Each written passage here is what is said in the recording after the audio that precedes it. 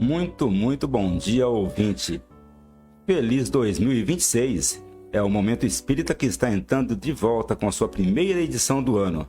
Estamos aqui falando dos estúdios da Web Rádio Meimei, na Avenida Doutor Labiano da Costa Machado, em Garça, São Paulo. Apresentado todos os domingos neste horário, Momento Espírita também é transmitido simultaneamente pelas Web, Nova Alternativa e Nova Alternativa FM. Também você pode assistir o Momento Espírita Perspectiva e Saúde e Espiritualidade em Você, com o áudio e a imagem pelo Facebook, pelo YouTube, pelo celular, pelo tablet ou Smart TV. E hoje é 4 de janeiro de 2026, a estação verão. Nossos cumprimentos a você e a todos que nos acompanham. Vamos ver os temas que nós vamos tratar nesta edição. O mundo que vemos é a projeção do nosso mundo interior? Mais uma abordagem sobre o tema felicidade. O espírito precisa de várias encarnações para adquirir uma virtude? Um ouvinte perguntou sobre o instinto de conservação e legítima defesa. Os pais diante do ano novo e da educação de seus filhos. A missão dos pais que recebem em seus lares os filhos com limitações. As atividades do Caminho de Damasco retornam no dia 11 de janeiro de 2026. E você pode participar de Momento Espírita fazendo as suas perguntas, seus comentários, enviando por WhatsApp para o número DDD 14 981 05 1535. O livro que estaremos sorteando na edição de hoje, entre os ouvintes que nos mandarem um WhatsApp dizendo que querem ganhar o livro Mais Forte que o Tempo, é o romance de Eduardo França, publicado pela Lumen Editorial. Ligue 14981051535. E a nossa equipe de Momento Espírita hoje, na sonoplastia e supervisão técnica, o Leandro Carvalho. Nesta apresentação, a Sônia Marra e Cláudio Zacarias.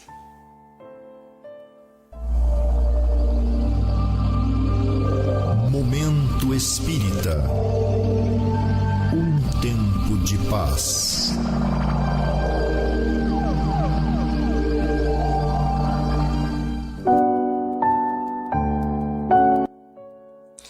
Uma antiga lenda conta que os moradores de uma aldeia distante nunca tinham visto um espelho.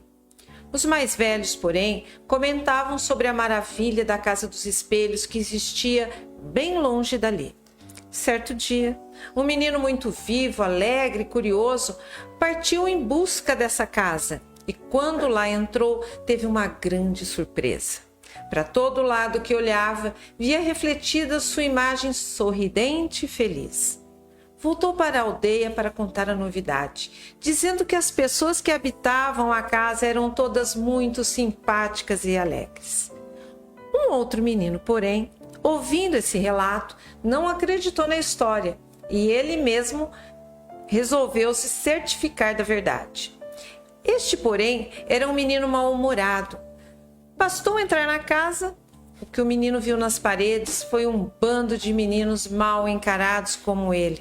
Imediatamente revidou, fazendo caretas para os meninos que via e, no instante, todos fizeram careta para ele. Quando voltou para a aldeia, contou sua grande decepção com as pessoas que viu lá. E um senhor idoso, ouvindo a reclamação do menino, do alto de sua sabedoria, comentou: a Casa dos Espelhos é como a vida, que olha para a gente do jeito que a gente olha para ela.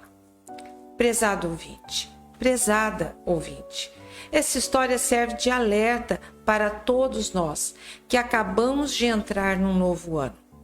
Até porque, quando entramos num ano novo, sempre perguntamos para nós mesmos: o que este ano está reservando para mim? A resposta é simples. Depende de como você o receber, depende de como você interpretar os fatos e as pessoas.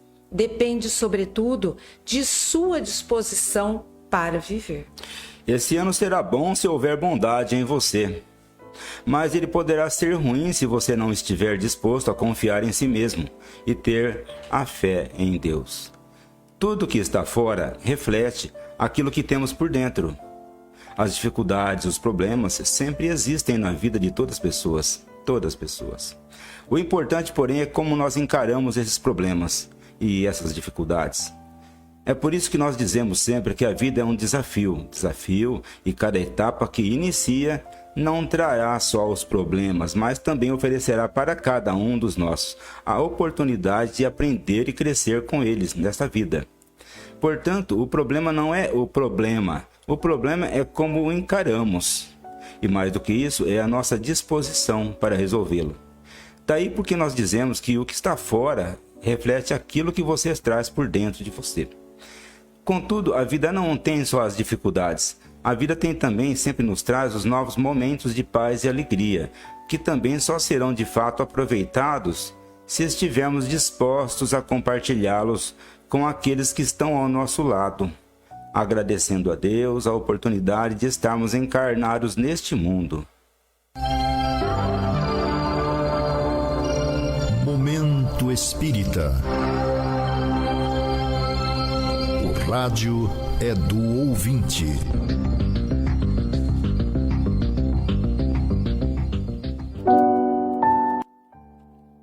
A primeira questão deste programa. No primeiro programa do ano, um ouvinte sugeriu que falássemos sobre felicidade. E para começarmos, podemos dizer aqui que o Livro dos Espíritos tem uma longa série de questões sobre a felicidade na Terra. Trata-se das questões de número 920 até a 933. A explicação por que não gozamos de uma felicidade completa é a própria condição moral da humanidade. Eu, você, todos fazemos parte desta humanidade. E como tal, o bem ou o mal de todos nos acaba repercutindo diária e diretamente na coletividade, de forma positiva ou negativa. Para o Espiritismo, todos somos aprendizes na escola da vida e, como tais, em processo de aperfeiçoamento. Os espíritos que reencarnam aqui em nosso planeta são aqueles que ainda não conseguiram sair do antro do egoísmo para ir em direção dos que efetivamente mais sofrem. Uma grande parte da humanidade ainda é indiferente ao sofrimento alheio, buscando apenas seu próprio bem-estar. Essa parte ainda cultiva muito o egoísmo e o orgulho em seus corações. E tais sentimentos são a principal causa de nossos problemas. Portanto, não há felicidade verdadeira por aqui. Na lei da natureza, tudo obedece à lei da evolução.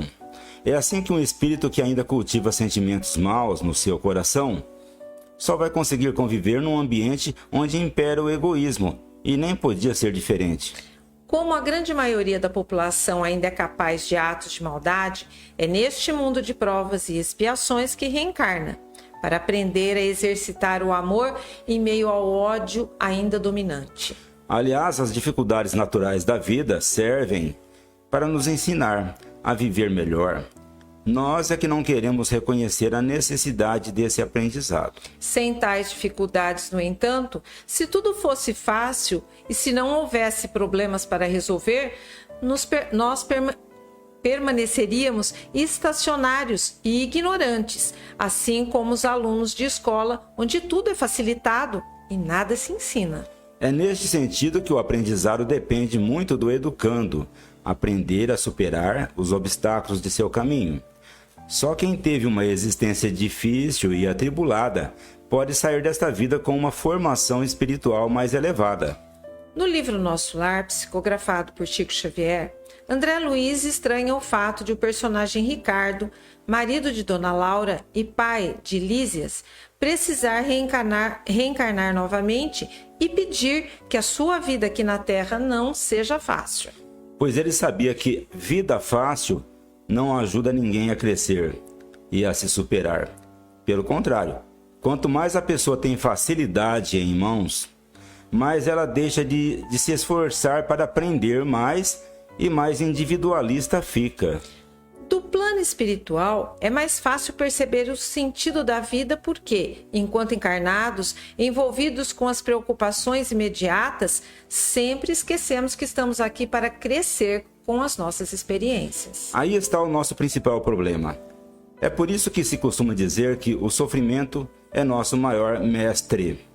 Sem ele não haveria nenhum progresso na humanidade. Outro exemplo.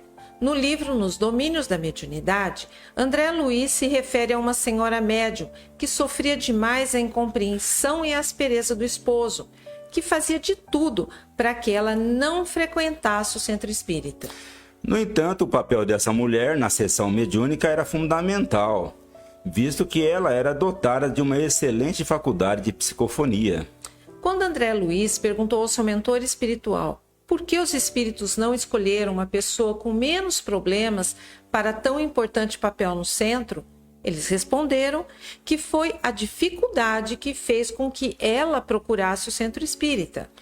Se essa mulher não tivesse um marido tão intransigente, que não exigisse tanto dela, por certo, hoje ela não estaria participando de uma sessão mediúnica. É por isso que todos nós temos problemas. Cada um tem os seus próprios desafios. E quando tais problemas crescem, então nos vemos obrigados a procurar uma solução. E nessa busca, aprendemos, refletimos e crescemos.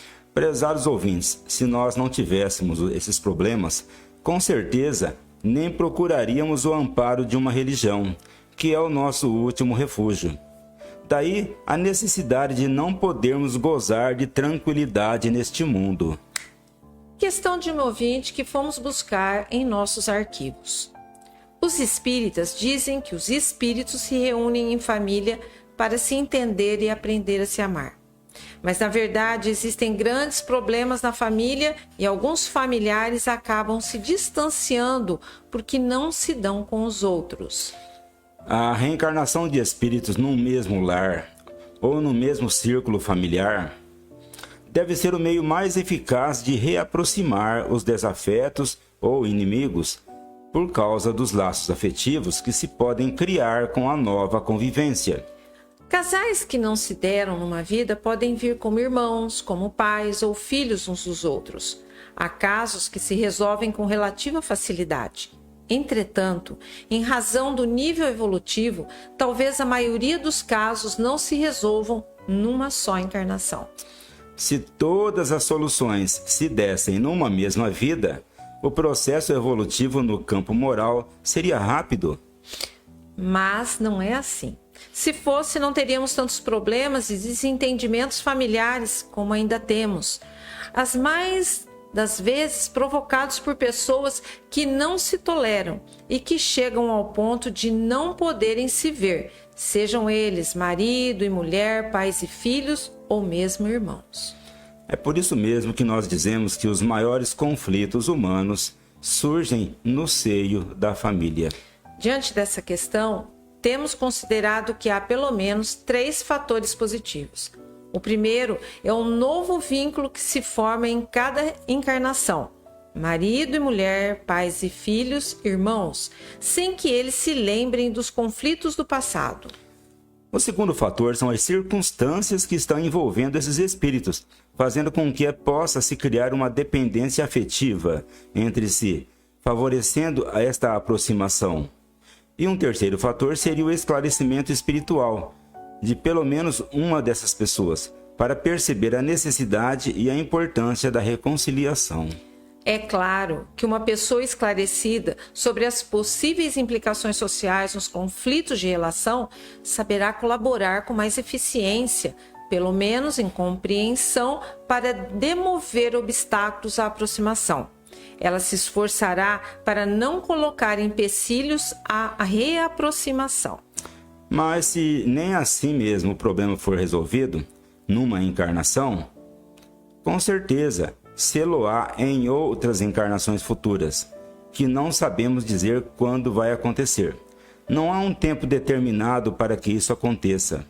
Isso depende de cada caso em particular. E atenção, ouvintes, livro que estaremos sorteando na edição de hoje entre os ouvintes que mandarem um WhatsApp dizendo que querem ganhar o livro. Mais Forte que o Tempo, romance de Eduardo França, publicado pela Lumen Editorial. Ligue 14 Aliás, ligue não, mande seu WhatsApp para 14981051535. Bem, ouvintes, vamos para uma próxima pergunta, que foi enviada pelo nosso habitual ouvinte da cidade de Vera Cruz. Se alguém vos bater numa face, apresentai também a outra. Capítulo 12 do Evangelho segundo o Espiritismo de Allan Kardec. Limite entre mansidão e conveniência. Limite entre mansidão e conivência. O texto afirma que não se deve levar o preceito ao pé da letra, para não deixar livre o campo aos maus. Diante disso, como a pessoa pode identificar o momento exato em que a resignação deixa de ser uma virtude ou passa a ser conivência ou omissão diante do mal coletivo?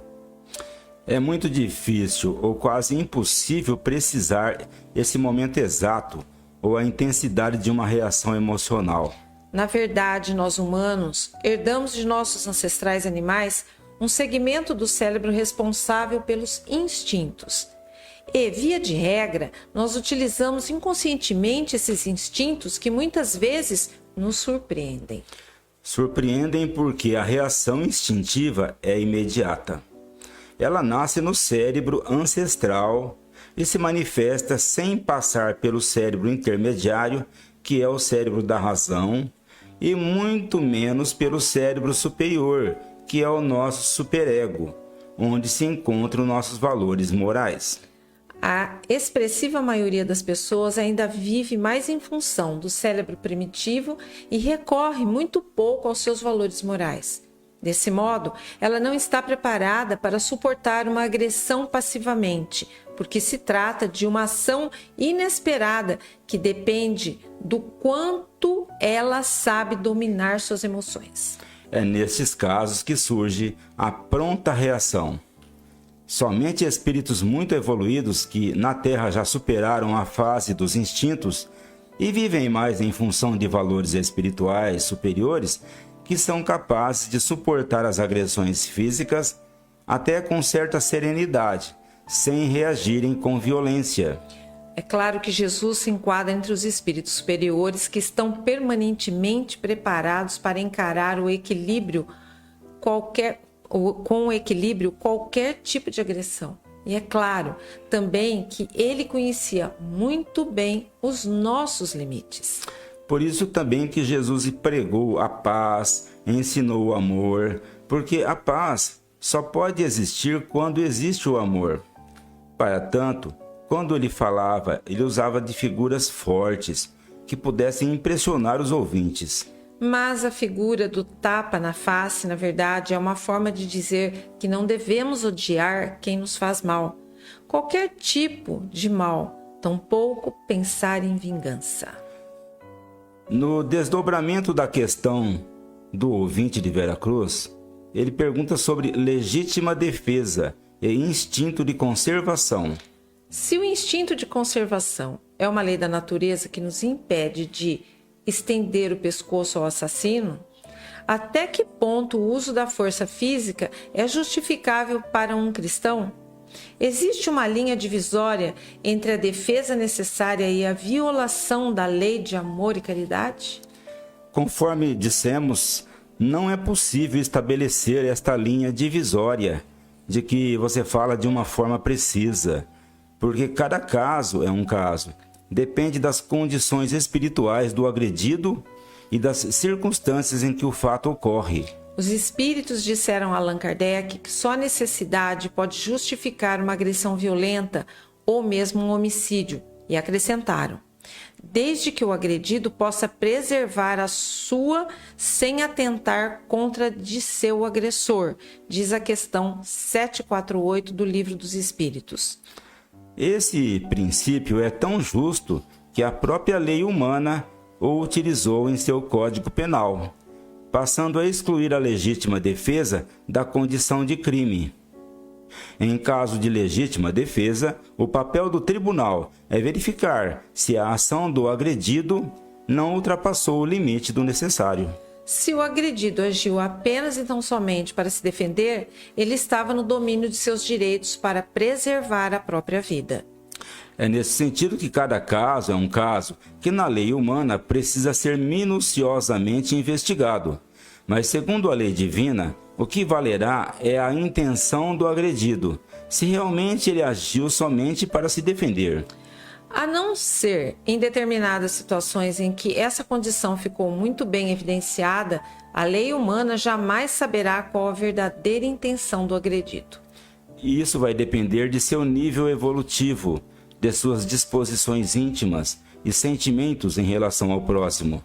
Contudo, uma vez consumado o fato, se for uma pessoa de bem, ainda assim ele poderá se sentir devedor em relação àquela pessoa a quem ele precisou tirar a vida. E atenção, pais! As atividades de evangelização infanto-juvenil e mocidade espírita estão em recesso neste período de férias escolares. A evangelização retorna em 8 de fevereiro.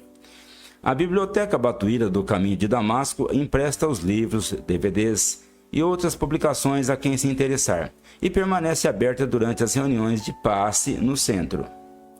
Livro que estaremos sorteando logo mais ao final desta edição. Mais Forte que o Tempo, romance de Eduardo França, publicado pela Lumen Editorial. Ligue 14-98105-1535. Atenção, ouvintes, as reuniões de estudos do Caminho de Damasco ainda estão em recesso. Retornarão na segunda-feira da semana que vem, dia 12. Os passes retornam no dia 11 de janeiro, às 18 horas. As crianças acompanhadas dos pais recebem o passe a partir das 17 horas e 30 minutos. E atenção, ouvinte! Neste primeiro mês do ano, o Clube do Livro Espírita de Garça está trazendo Hospital, editado pela editora M, de J.W. Papini, narra a trajetória de Gabriel, um médico que descobre entre plantões e dores humanas que a verdadeira cura nasce da união entre ciência, fé e compaixão. Para você receber esse livro, basta que você se associe ao clube, ligando ou mesmo passando um WhatsApp para a Sônia Marra, no telefone 14 996 69 5008, ou também enviando um e-mail para o endereço, dando nome e endereço de entrega. Associe-se ao clube e receba mensalmente um livro espírita em sua casa por apenas R$ 27,00. Entrando no site do Centro Espírita Caminho de Damasco, você vai obter uma série de informações sobre o centro e sobre o espiritismo. A ação educativa dos pais. Estamos iniciando um novo ano. É um momento de parada e reflexão. Se quisermos estar em paz com a nossa consciência, nos esforçando para adquirir os bons hábitos. Na ordem natural das coisas, quem deve educar os espíritos que reencarnam na sua casa são os pais, mas infelizmente nem sempre eles estão atentos para esse dever. Na infância, como afirma Emmanuel, é o período propício para o espírito retomar sua jornada educativa aqui na Terra. Os pais espíritas, especialmente, devem ter consciência da importância da educação. É nessa fase que eles farão de tudo, não só para a formação dos bons cidadãos e pessoas de bem. Por isso, além da sua participação indispensável na educação do lar, saberão encaminhar as crianças para as atividades de evangelização que os centros oferecem. Um dos mais respeitáveis nomes da história, Aristóteles, que viveu na Grécia há mais de 300 anos antes de Jesus, afirmava que os hábitos se formam pela repetição dos atos. Quanto mais você repetir um determinado ato, mais encaminhará para formar um hábito correspondente do qual se tornará dependente. Os bons hábitos, como você cuidar da higiene ou se dedicar a uma leitura, são chamados de virtudes. Já os maus hábitos, como falar mal dos outros ou fumar, são chamados de vícios. As virtudes nos ajudam a viver melhor, enquanto que os vícios são fatores de risco em qualquer etapa da nossa vida. Mas sempre é possível você mudar um mau hábito, mas para isso nós precisamos colocar um bom hábito no lugar. Por exemplo, para eu me ver livre do vício de criticar a vida alheia, eu preciso aprender a ver as qualidades das pessoas. Como podemos perceber, os hábitos se manifestam de maneira automática em nossa vida. Geralmente, não os percebemos, de modo que a grande dificuldade de que quer mudar alguma coisa em seu comportamento é, primeiramente, prestar atenção em seus atos diários. Só assim vai descobrir quais são os hábitos que precisa mudar.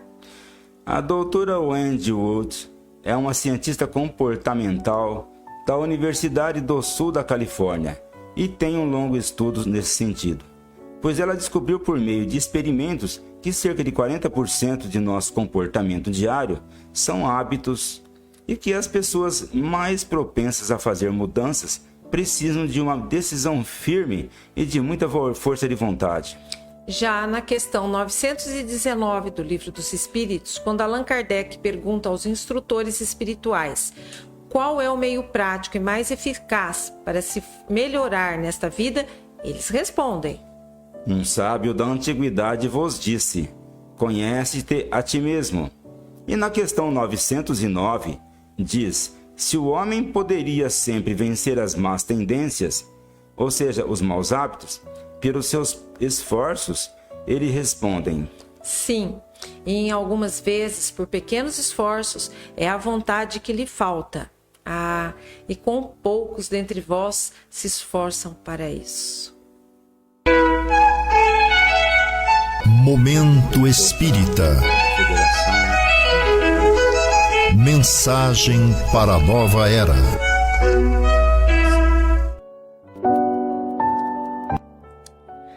Estudando a doutrina espírita, filhos com deficiência. A condição dos espíritos que reencarnam com alguma limitação ou alguma deficiência, com certeza está ligada ao seu passado. Não sabemos dizer se trata de uma expiação, de uma prova ou até mesmo de uma missão. O que sabemos é que aqui na Terra, os pais, de certa forma, os esperam para lhes proporcionar a melhor acolhida e o melhor tratamento. Contudo, seja qual for a causa daquela condição, os pais dessa criança têm entre si uma tarefa muitíssimo especial e de extrema importância até para si mesmos. Não é por acaso que vemos mães e pais se dedicarem com extremo cuidado e notável desempenho por filhos que vieram lhes rogar amor e proteção na presente existência. Hoje, com as novas conquistas da pedagogia, essas crianças podem contar com importantes serviços de atendimento através de várias instituições, como é o caso das APAES, o que vem contribuir muito com a missão dos pais. Do ponto de vista espiritual, é uma missão divina. Podemos dizer assim, pela importância de que se reveste, esses pais, com certeza, sofrendo, lutando e se empenhando ao máximo pelo bem de seus filhos, jamais estarão desprotegidos, pois há espíritos de elevados sentimentos que procuram lhes dar a sustentação moral e espiritual necessárias. Mas isso, porém, vai depender da constância da luta, da confiança em si mesmo e da fé em Deus, sabendo-se que, embora seja difícil esse desafio, ele não pode ser abandonado, nem mesmo relegado a um segundo plano, por esses pais que foram especialmente escolhidos para darem conta de uma sagrada missão para a qual quase sempre foram preparados pelo plano espiritual. E vamos ao sorteio do livro entre os ouvintes que entraram em contato conosco durante o programa. O livro Mais Forte que o Tempo é um romance de Eduardo França, que foi publicado pela Lumen Editorial. O livro sai para a ouvinte Marinalda Gomes da Silva Melo, residente na cidade de Três Marias, em Minas Gerais. Aguarde, Marinalda, que seu livro será encaminhado através dos correios. Bem, ouvintes, nós agradecemos agora a sua amável audiência e atenção.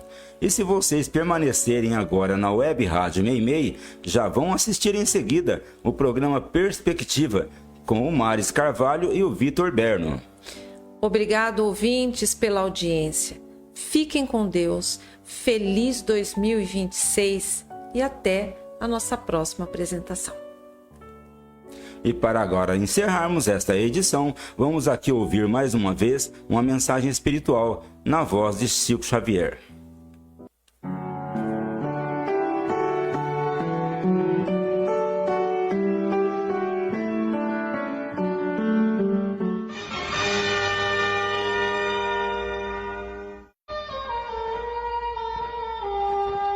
Não te iludas, amigo.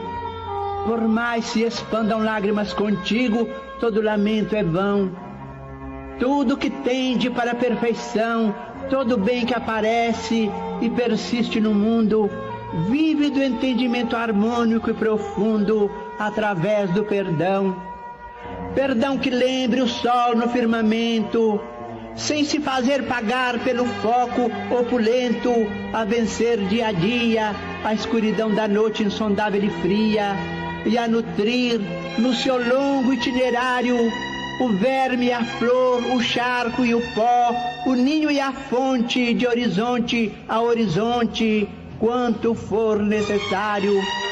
Perdão que nos destaque a lição recebida na humildade da rosa, bênção do céu, estrela cetinosa, que ao invés de pousar sobre o diamante, desabrocha no espinho, como a dizer que a vida de caminho a caminho não despreza ninguém, e bela, generosa, alta e fecunda, quer que toda maldade se transfunda na grandeza do bem. Perdão que se reporte à brandura da terra pisoteada, esquecida heroína de paciência, que acolhe em toda parte os detritos da morte e sustenta os recursos da existência, mãe e escrava sublime de amor mudo, que preside em silêncio ao progresso de tudo. Amigo, onde estiveres, assegura a certeza de que o perdão é a lei da natureza, segurança de todos os mistérios. Perdoa e seguirás em liberdade, no rumo certo da felicidade. Nas menores tarefas que realizes, para lembrar sem sombra os instantes felizes na seara da luz, na qual a luz de Deus se insinua e reflete. É forçoso exercer o ensino de Jesus, que nos manda perdoar 70 vezes 7 cada ofensa que venha perturbar o nosso coração. Isso vale afirmar na senda de ascensão, que em favor da vitória a que aspiras na luta transitória é mais do que importante, é essencial que te esqueças por fim de todo mal, e que em tudo no bem a que te des, seja aqui mais além, seja agora ou depois, Deus espera que ajudes e abençoes, compreendendo, amparando e servindo outra vez.